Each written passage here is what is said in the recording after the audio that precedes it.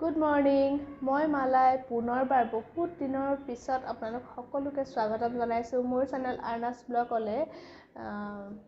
বহুত দিনৰ পিছত আহিছোঁ। আচলতে ঘৰৰ পৰা অহা বহুত দিন হ'ল আৰু আজিকালি সময় নাপাওঁ। অফিচৰ পৰা যাওঁতে দেৰি হয় আৰু পিজিত থাকোঁ যিহেতু এইবিলাক কৰিবলগীয়া একো নহয়, বনাব মেলিবলগীয়াও একো নাথাকে। সেইকাৰণে ভিডিঅ' বনাবলৈ একো টাইমো পোৱা নাই আৰু বনাবলৈ একো টপিকো পোৱা নাই মানে ভুল নুবুজিব মানে।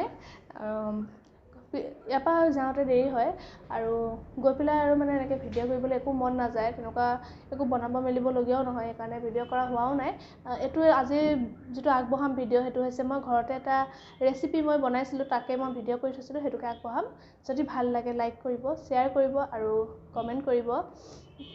মোৰ চেনেলটো ছাবস্ক্ৰাইব কৰি দিব। বেছি দেৰি নকৰোঁ, ভিডিঅ'টো মাজলৈ যাওঁ ব'লক। আৰু আগৰবোৰ ভিডিঅ'ৰ দৰে এইটো ভিডিঅ' আঁকোৱালি ল'ব তাৰে কামনা কৰিছোঁ। গাটো ভাল নহয়, আচলতে চৰ্দি লাগি আছে, জ্বৰ, সেইকাৰণে মাতটো ফটা ফটা লাগিছে, বেয়া নাপাব। তেনেহ'লে ব'লক ভিডিঅ'টো ষ্টাৰ্ট কৰোঁ। মোৰ নিচিনা কেঁচা পনীৰ খাই কোনে কোনে ভাল পায় বাৰু মোক জনাবচোন। মই বিৰাট ভাল পাওঁ। মই কাটিলে মানে মোৰ এনেকুৱাকৈ কিমান মুখত সোমাই গম নাপাওঁ, সোমাই থাকে মুখত। মই খাই বহুত ভাল পাওঁ, টেষ্টি লাগে খাবলৈ। সেইবুলি টেমাৰটো নহয় আকৌ দেই, ঘৰৰ যিটো মানে ফ্ৰেছ হয় ন, সেইটো ভাল লাগে। হোটেলৰটো টেমাৰটো ভাল নালাগে ইমান খাবলৈ। এইখিনি যিহেতু ঘৰৰ হয়, এইখিনি খাই মজা লাগে। ইফালে মই কেৰাহীখন গৰম কৰিলোঁ, কেৰাহী গৰম হৈ গ'ল বেছিকৈ, গেছটো কমাই দিম এতিয়া। আৰু এইফালে মই কাটি লৈছোঁ নহৰু কেইফুটামান, জলকীয়া কেইটা আৰু বিলাহী দুটা, পিঁয়াজ। কেৰাহীত তেল দিলোঁ, এইখিনি মই অলপ ভাজি ল'ম। বেছি নাভাজোঁ, অলপ ভাজিম। এনেদৰে অলপ সময় ভাজি ল'ম, বস্তুখিনি সিজালৈকে আৰু অকণমান কেঁচা গোন্ধটো যোৱালৈকে ভাজি ল'ম। এইখিনি মোৰ অলমষ্ট হৈছে আৰু অকণমান বাকী। এনেকেই ভাল লাগিছে দেখিবলৈ। এনেদৰে আৰু অকণমান সময় ভজাৰ পিছত মই এইখিনি এখন থালত উলিয়াই ল'ম। পাতলকৈ উলিয়াব, তেতিয়া ঠাণ্ডা হ'ব সোনকালে। ঠাণ্ডা কৰিহে মই মিক্সিত গ্ৰাইণ্ড কৰিম, নহ'লে গৰমে গৰমে নকৰোঁ। ঠাণ্ডা হৈ লোৱাৰ পিছত কৰিম। এইটো একদম সহজতে বনাব পৰা এটা পনীৰৰ ৰেচিপি হয়, খাবলৈও টেষ্টি লাগে। আপোনালোকে বনাই চাবচোন। মই আগতে প্ৰায় এনেকৈয়ে বনাওঁ বাৰু। এয়া মোৰ বিলাহীবিলাক সিজি গ'ল, পিঁয়াজো সিজিলে, পাহবিলাক এপাহ হৈ গ'ল, এৰখাই গ'ল। এতিয়া মই থাল এখনত ধুনীয়াকৈ উলিয়াই ল'ম গোটেইখিনি আৰু ঠাণ্ডা হ'বলৈ এৰি দিম। এনেদৰে মই থাল এখনত পাতলীয়াকৈ মেলি দিছোঁ আৰু ফেনৰ তলত হওক বা নৰ্মেলি হওক, যেনেকৈ হওক মই তেতিয়া ঠাণ্ডা কৰিম। আপোনালোকে যেনেকৈ পাৰে তেনেকৈ ঠাণ্ডা কৰি ল'ব। ময়ো এতিয়া ঠাণ্ডা কৰি ল'ম। আপোনালোকে যদি ইচ্ছা কৰে এনেকৈ পনীৰখিনি অকণমান ৰিফাইন তেল দি পেলাই ফ্ৰাই কৰি ল'ব পাৰে। এইটো নকৰিলেও হয়, কৰিব লাগে বুলি কথা নহয়।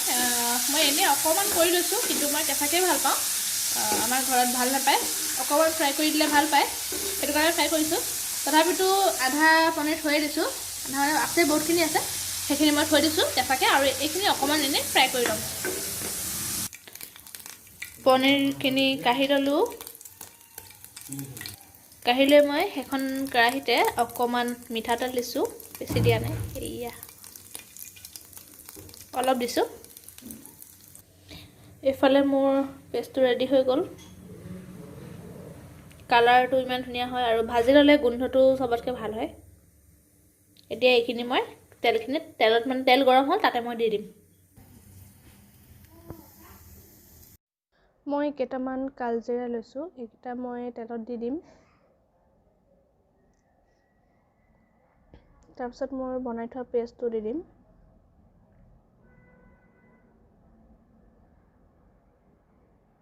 এইখিনি ভাজি ল'ম। এতিয়া ইয়াতে দিছোঁ 1 চামুচ হালধি আৰু 1 চামুচ দিছোঁ মিট মছলা, ৰেড চিলি পাউডাৰ আৰু দিছোঁ অলপ পনীৰ মছলা। এইটো পনীৰ মছলা ব্যৱহাৰ কৰিছিলোঁ, চাহী পনীৰ, আৰু সোৱাদ অনুসৰি নিমখ দিছোঁ। এইখিনি ভাজি ল'ম। ইয়াতে মই আলু দিম, কিন্তু আলু দিব নালাগে, মই অলপ বেছি কৰিবৰ কাৰণে আলু দি দিলোঁ। বইল কৰি লোৱা আলু আছিলে।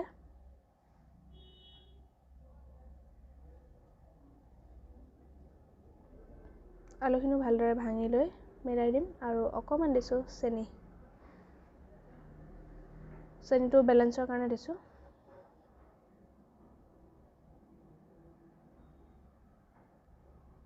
মিক্সি বাতিটোতে অকণমান গৰম পানী দি গোটেইখিনি মিলাই দি দিলোঁ। বেছি পনীয়া নকৰিব, কিন্তু মই পনীয়া কৰিবলগীয়া হ'ল।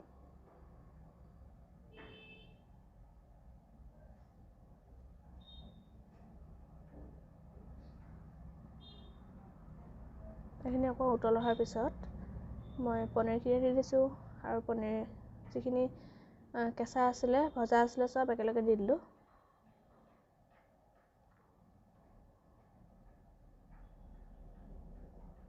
এইখিনি আমাৰ পনীৰ অলপ উতলাৰ পিছত, পনীৰ দিয়াৰ পিছত অকণমান দেৰি উতলালোঁ, তাৰপিছত আমাৰ পনীৰ ৰেডি হৈ গ'ল। মোৰ কিন্তু বেছি পনীয়া হ'ল, আপোনালোকে পনীয়া নকৰিব, অকণমান গ্ৰেভি কৰিব, তেতিয়া ভাল লাগে।